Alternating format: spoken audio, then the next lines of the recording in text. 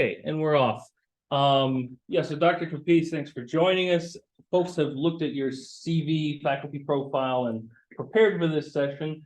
But if you wouldn't mind maybe starting us with just a little introduction reminder to who you are and what you do and have done as a research faculty or as a researcher with a career at UF and prior to UF and whatever you want to mention. I have been associated with the university since 1985 as a student, got my PhD across the street, and then doing research and publishing with the faculty that I left here, 20 years at Valdosta State. And now I'm here back home in my mentor's office, which is kind of weird, sitting on the other side of the desk for the last 8. And I'll stay as long as UF wants to keep me. I'm licensed as a marriage and family therapist and a mental health counselor. It's still my first love. I love sitting down with strangers and trying to help them. But that kind of morphed into doing evaluation research. And while sitting down with people and counseling people one at a time or a family one at a time, doing a research project that affects other people, in other words, large numbers of people, is just as appealing. I don't want to spend a lot of time talking about me, but I'll tell you, to just give you an example of one of the things I don't think we do real well in arts and sciences is translating degrees into jobs. And one of the things I found in terms of research and turning that into employment, because I've always done things outside the university. I have a private practice, consulting work, etc. Okay. And we don't do a good job of translating what you learn into jobs. So people are afraid of statistics. Little do they know that the computer does all of it, right? So I've kind of developed kind of a consulting work in addition to seeing private clients doing research. And for the last, I'll give you an example, for the last 5 years, I've done some work with the Alachua County Court Services, specifically at the Alachua County Jail, trying to keep people with mental health and substance abuse out of the jail and in treatment. And therefore, you're affecting a lot more people. And it's a lot of fun to do. If you like, the thing about doing research is it's technical and you get to work independent. In other words, in this day and age of everything being on Zoom, etc., it's kind of nice to be able to sit by myself and get things done and know I'm helping other people differently than sitting down with somebody individually and trying to help them with their individual problems. And again, that's still my first love, but in terms of jobs out there, there's so many of them, and you might say, okay, where are they? Every government grant, never say every, right? Most, if not all, government grants require an independent evaluator. And that's what I've been able to kind of develop as this practice around evaluation research, because it has to be an independent person. So where did I learn to do that? I'm glad you asked. Dr. Lanza Caduce, who's still in our department, I took an evaluation research course from him. One of my last courses I took in my PhD program in criminology, sociology and criminology here at UF. And he taught me how to take research methods and translate it into not so much marketing it, but explaining the skill that he taught me. So it's just another example of taking something as what's perceived to be difficult and could be really boring, right? Dealing with numbers, and turning it into a marketable skill. And I am all about that. I think one of the things, again, we don't do well in arts and sciences is to say, yes, there are things you can do with that degree. And then conversation kind of ends there. And I want to let you know that when it comes to learning research, it translates into a lot of different things. Like, be specific. I will. Government work. You go to that 100-mile perimeter around Washington, D.C., and there's so much research work that's being done. National Institute of Health, mental health, all kinds of areas that you would think of in terms of that Washington, D.C. area. Same thing, Tallahassee, Jacksonville, Atlanta. There was all kinds of evaluation work to do when I was at Valdosta State. Valdosta is tiny in comparison. It's not a major university, it's a middle-tier university. But yet there was a lot of work to be done. I did work with the school system. I did work with student services on campus. So there's a lot of work that can be done. But I don't want to talk about that anymore. My understanding is you have questions, so feel free, and I'll be as honest as I can. Please. So I guess like when it comes to like mental health and substance abuse, how do you circumvent challenges with like a lot of times it's heavily based on like self-reporting certain conditions, which tends to be like which can be unreliable. How do you kind of get around that in your research? Yeah, I think that the reason why it's such a great question is because that's the problem. Pure research versus applied research. Applied research is always going to have that problem. Okay. I did something for a school system in Georgia many years ago, and it was self-report drug data. Interestingly enough, what they find is when, for example, one person, they asked about nicotine use and then tested them for nicotine. And they found that what they self-reported and the objective reality turned out to be pretty similar.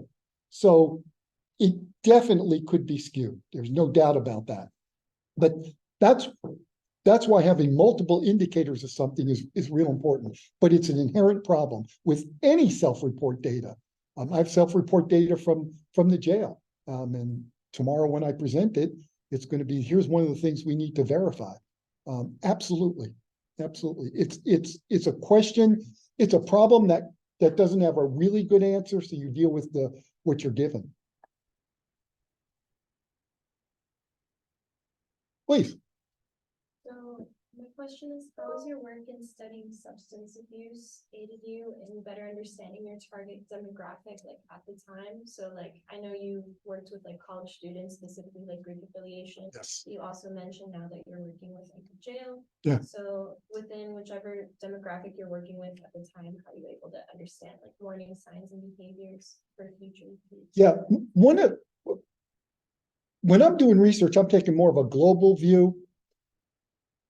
The Greek life interest didn't come from me because I've never been associated with Greek life. All I kept hearing over and over again, my generation, Animal House, right? That's what Greek life was. I had a student assistant that was a Chi Omega. And in fact, she's at she's here now at University of Florida. Still a Georgia fan, but at the University of Florida. And I said, Rebecca, tell me about Greek life. I know nothing about it. Well, I had a huge data set, and you saw on the resume, and Dr. Alonzo Caduce and I, we milked that for years. And all of a sudden, this issue of Greek life and either proving or disproving that to be the case. So it was more of a global understanding than individual characteristics. We definitely found there's a higher rate of drinking among Greek life. But then I went a step further and found out you guys take care of each other. That's why I paid theta dues for 4 years for my daughter, because I knew that she would be taken care of in terms of, being out and about. But what I found out about, to answer your question directly, is there are structural reasons like Greek life, just college in general. One of the interesting things is the difference in drinking ages. When I was in college, it was 18 for anything. Now it's 21. How has that affected people of getting, arrested, if you will? What I found out is family history plays a role in this. People who come from an alcoholic family, you got to be very careful. Doesn't mean you're automatically going to be alcoholic. That's a misnomer. You know, your affiliations, because I follow social learning theory. So if you're around heavily the people who drink heavily, you're more prone to do it. Doesn't mean you're going to, it just means you're more prone to. So in following that theoretical notion, that's the way Lon taught me to do it. Start with a theory and then go out and test it. Even when you're doing applied work, is I found that that theory really explained a lot, that as you interact with people, you take on their traits to a large degree, it's not 100%. So it really has to do with the people, you know. My parents said it all the time, you know, I don't like you hanging around with that particular kid. He or she might have a bad influence on you. And that turned out to be wisdom. Did I answer your question? Okay. Real quick, a question in the chat has appeared asking you to kind of elaborate on what you were saying about translating degrees into jobs. In your own experience, how were you able to turn your degree into a career while attending university? What steps do you recommend? Yeah, boy. If I knew the answer to that question, I'd write a book and make $1 million, right?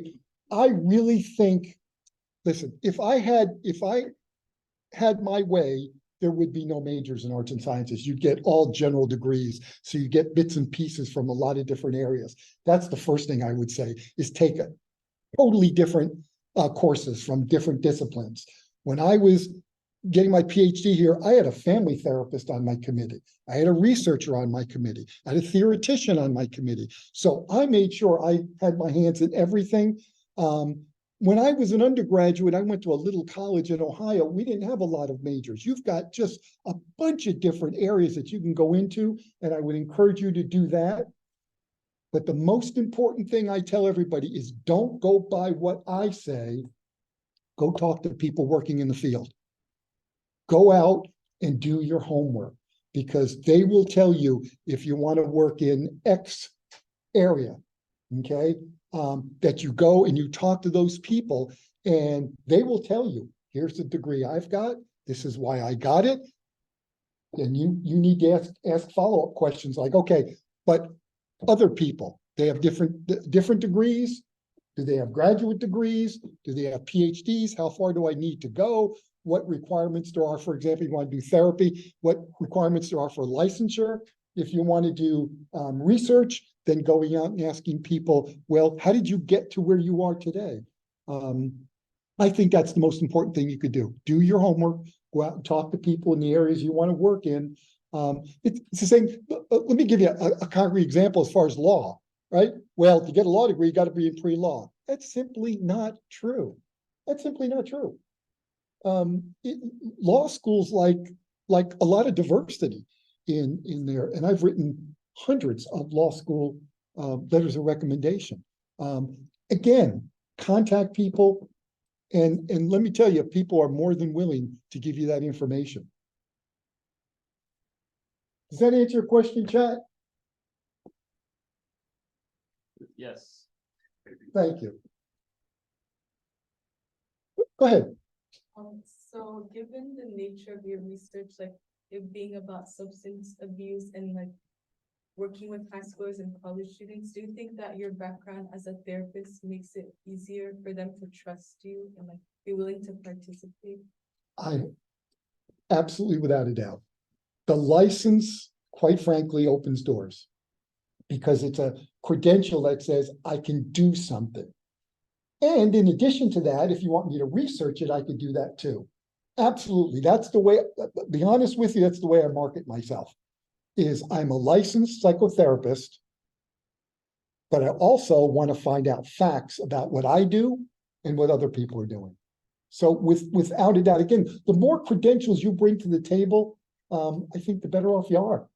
But without a doubt, that's exactly the way I market myself. I put my licenses up front, and then they look like you all did and say, oh, but he's got a research background.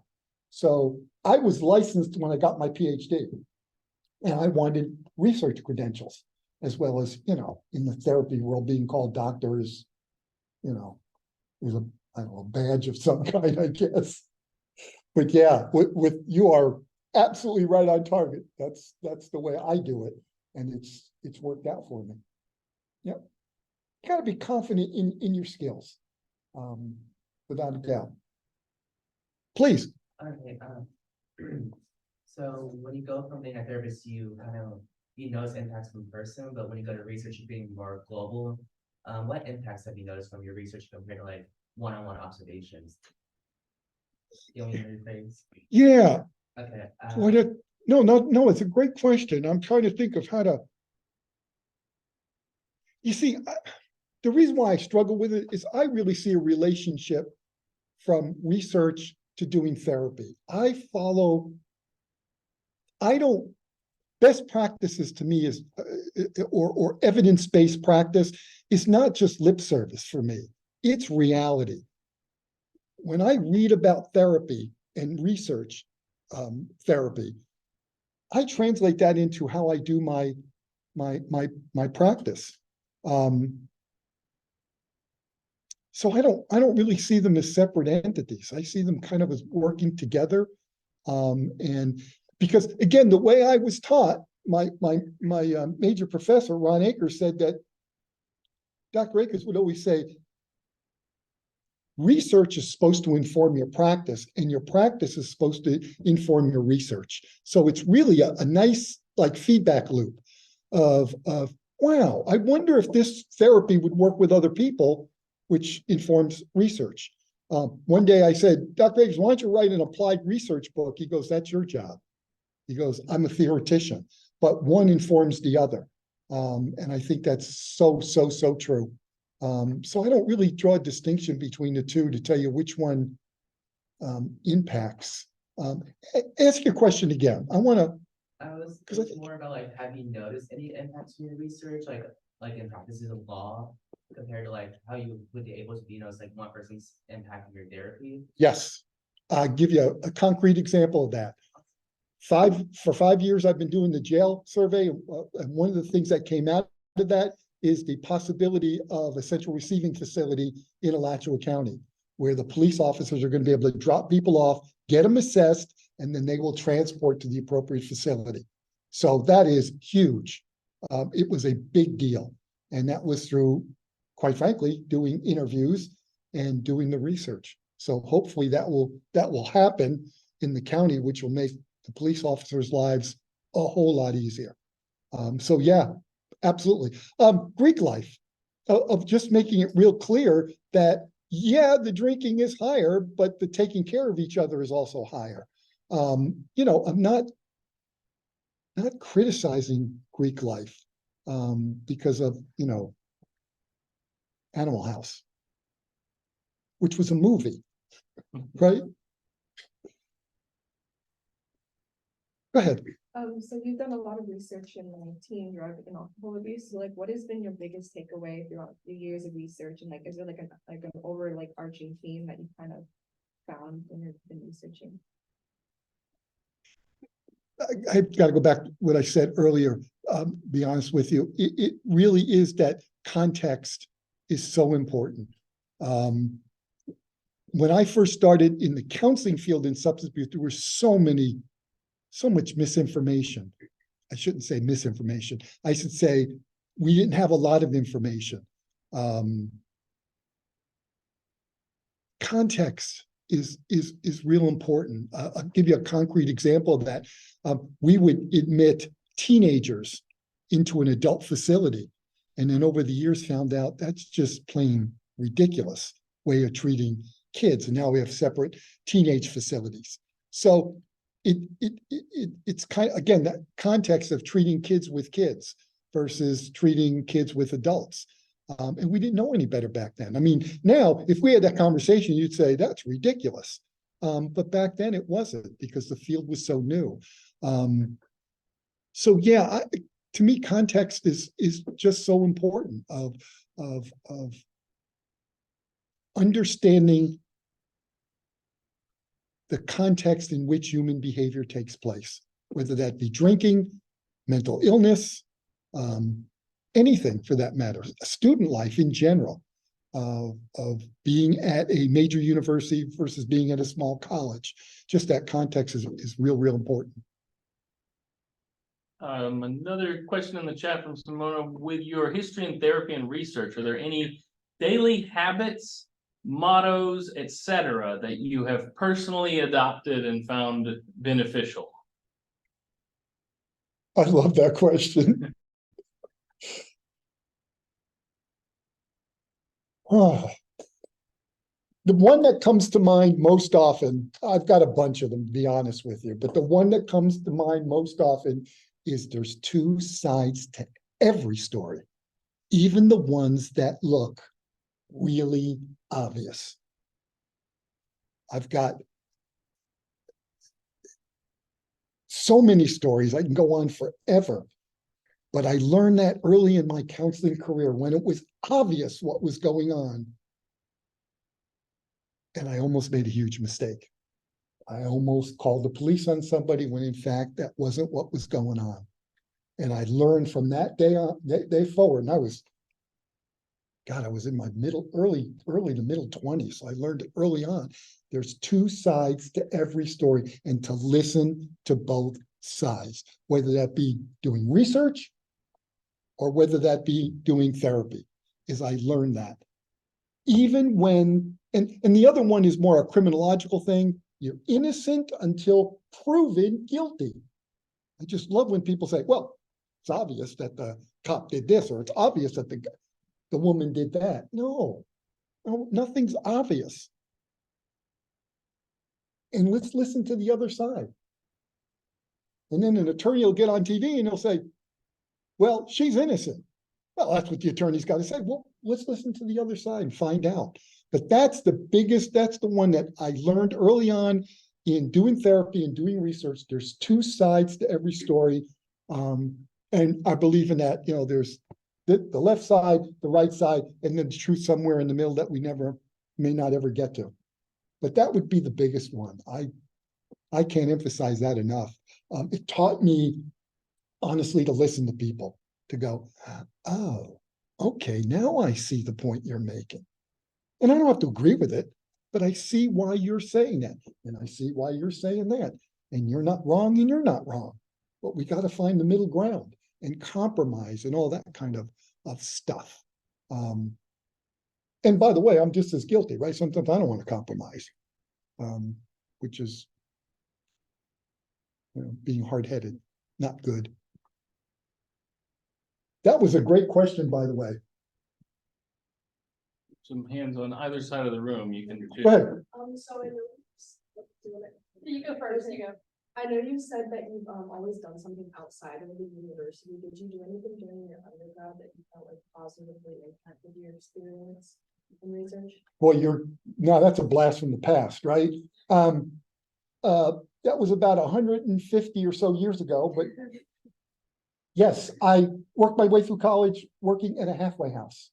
I lived with 7,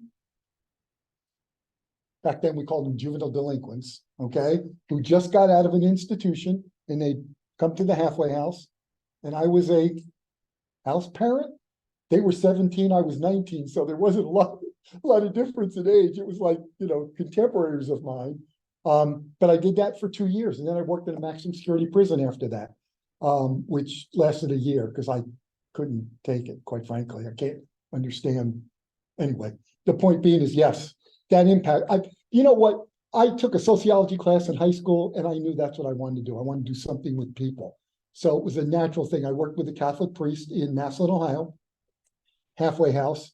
He had 3 halfway houses, and I worked for him for 2 years before, and then I graduated and went on to develop that career. But without a doubt, it was a wonderful experience. Chasing runaways, breaking up fights, all the stuff teenagers do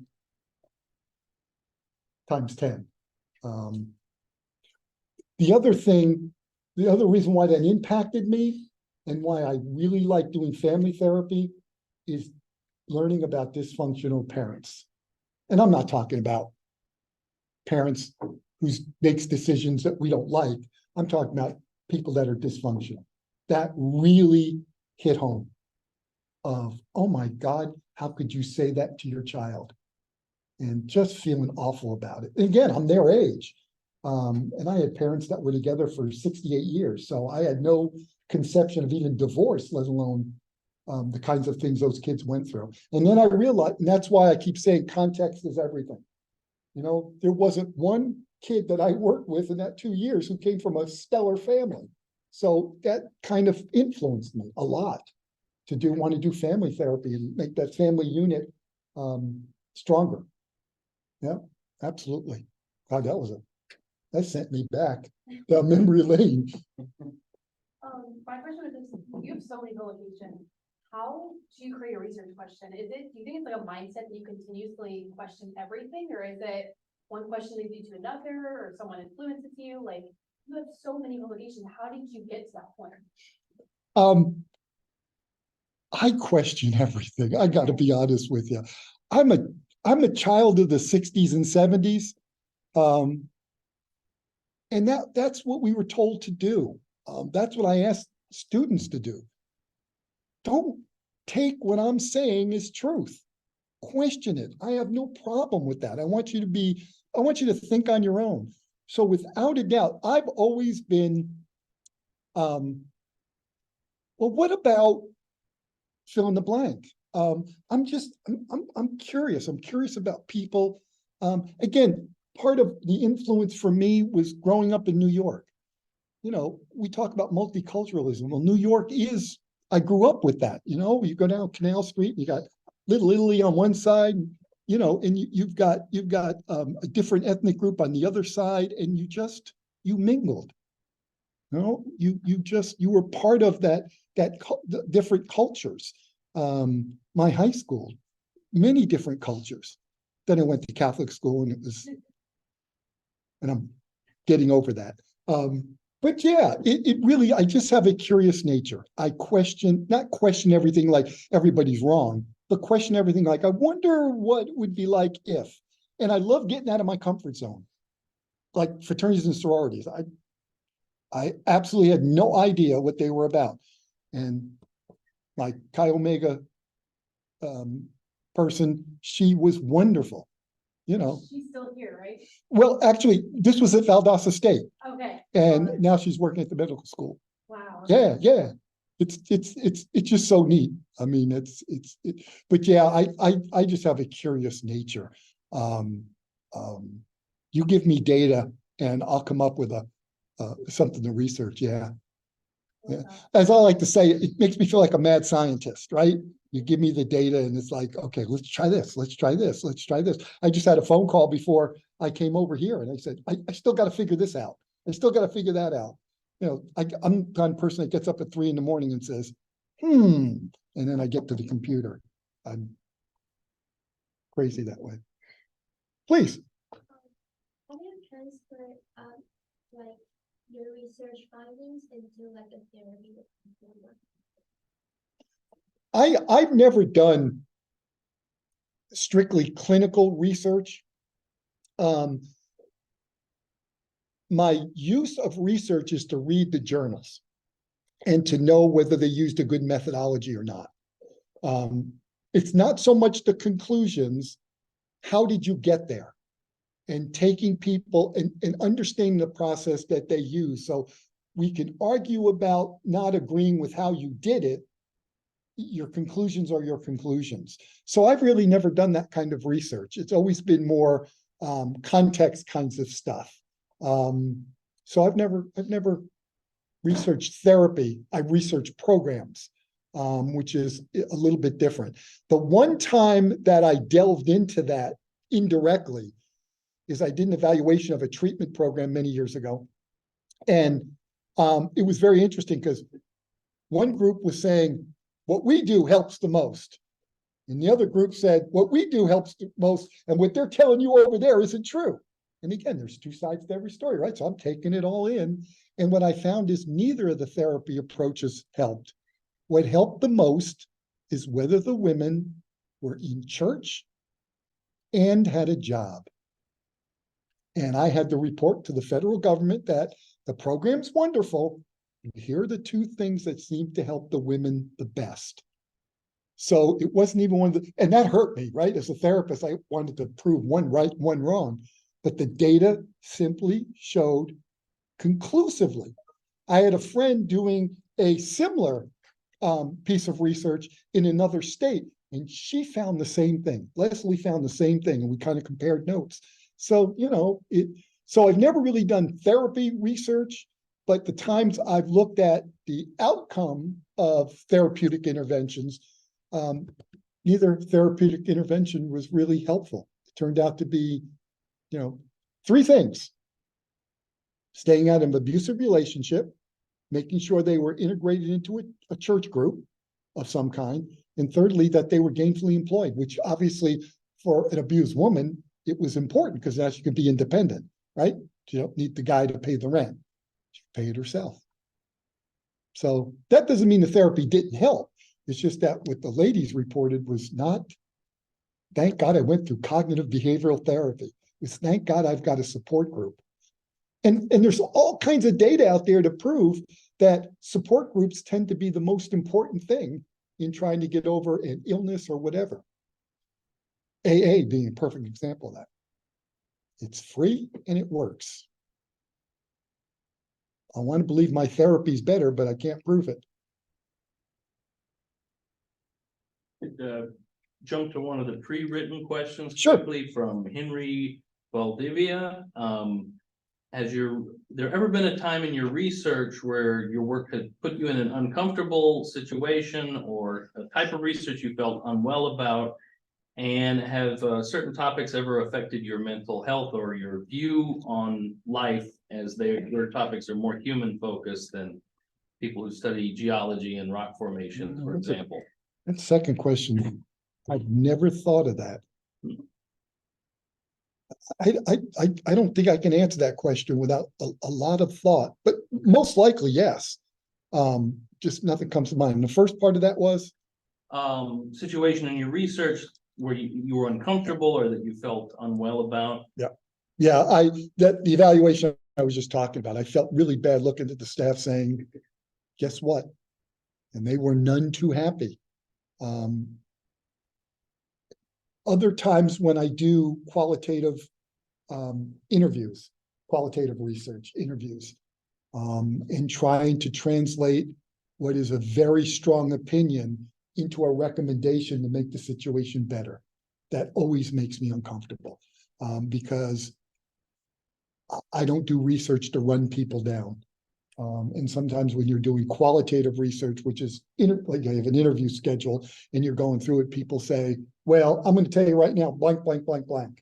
And you're sitting there going, I've got to make sure I'm true to what they just told me, but I've got to make sure I clean it up because I need to make a recommendation because it's not about running people down. So that comes up more often than you think of that, just that discomfort of being true to the research process, but at the same time, putting things in the most positive way. So I'm adding to the situation, not trying to, hurt people as individuals or situations.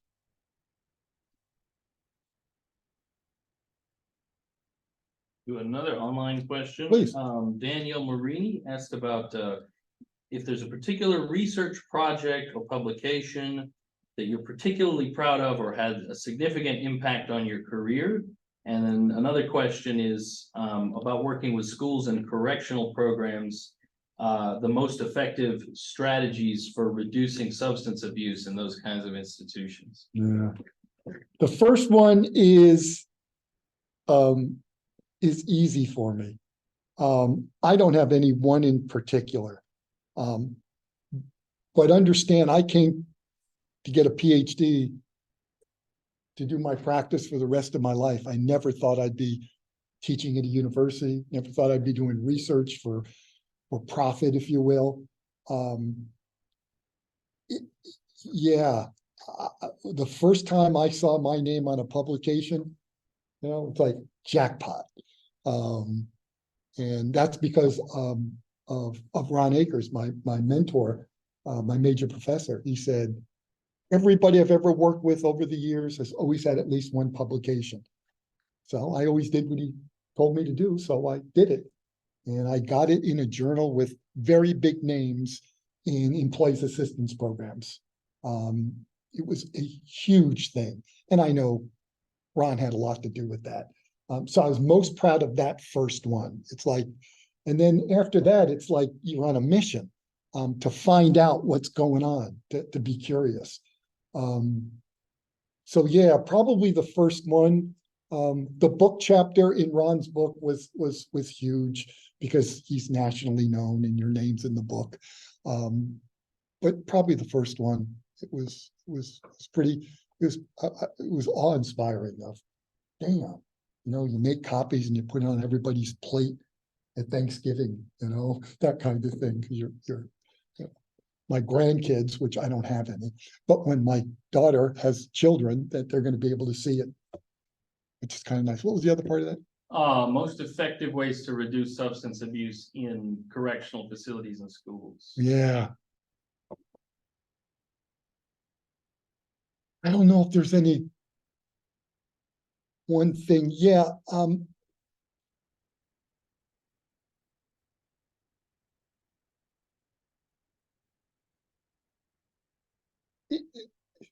My experience growing up, they didn't tell us the truth.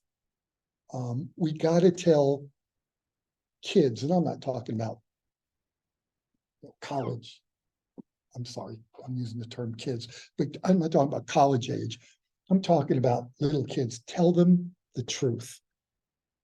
When I was in your situation, maybe younger, maybe 15, people would come in, ex-heroin addicts, and try to scare us.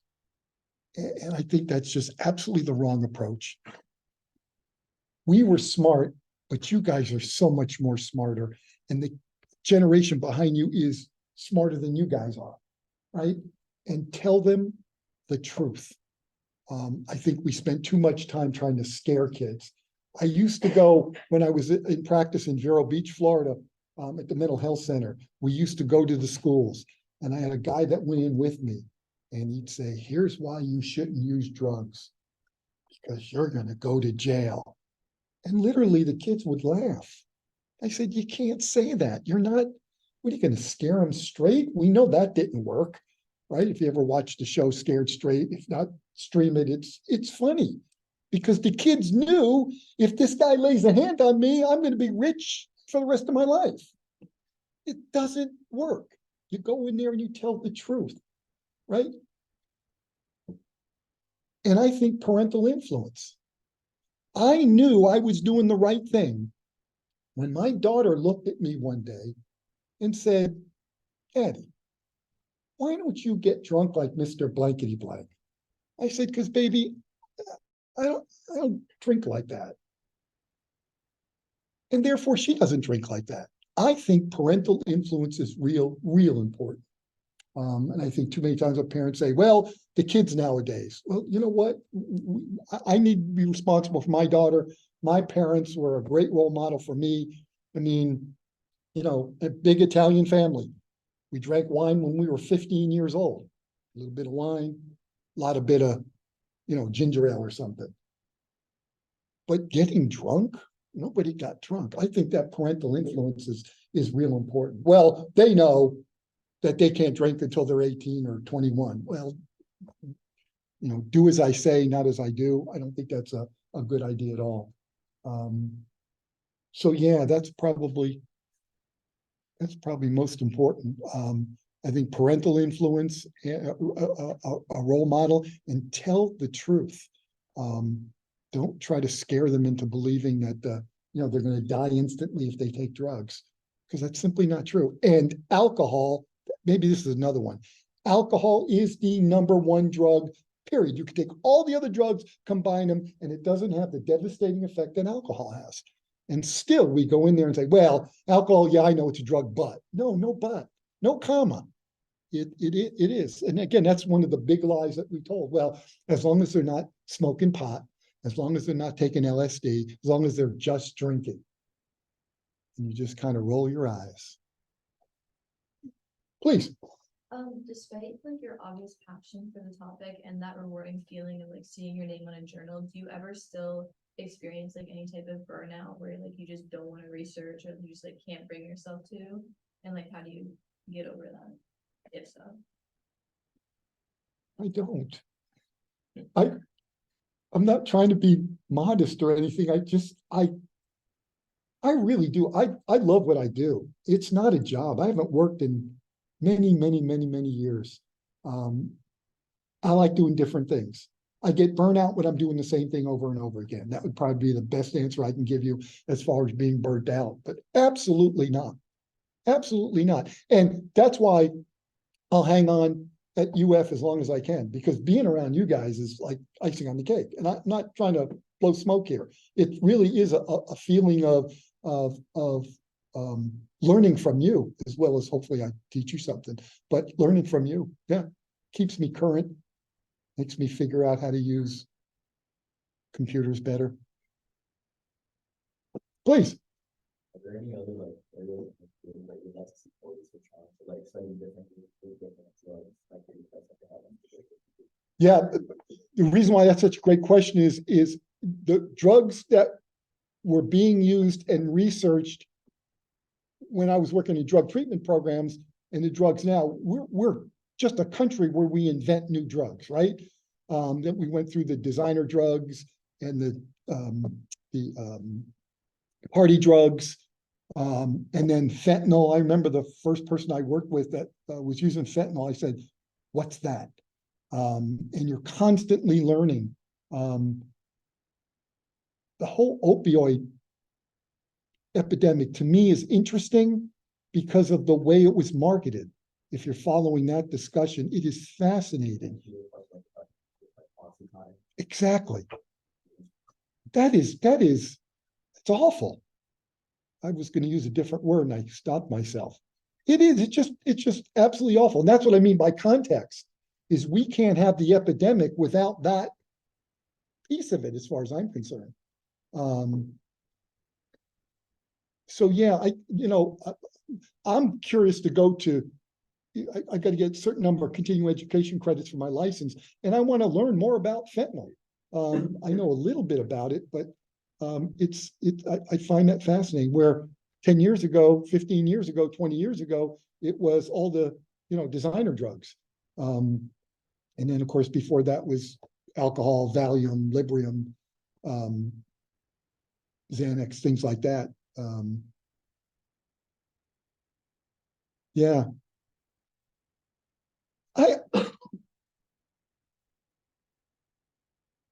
just keeping up with the newer drugs. I'm trying to think of an area that I'd be interested in looking at. Again, if somebody presents me an opportunity to learn something about human behavior, I'd go for it. Without a doubt.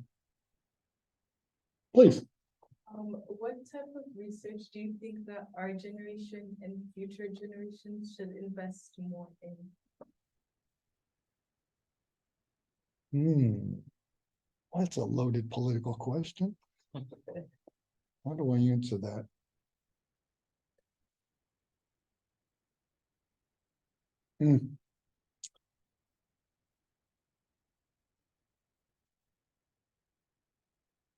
I'm not sure.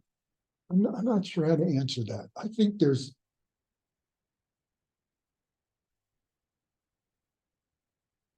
my general philosophy is it's time for my generation to get the hell out of your way and turn the world over to you.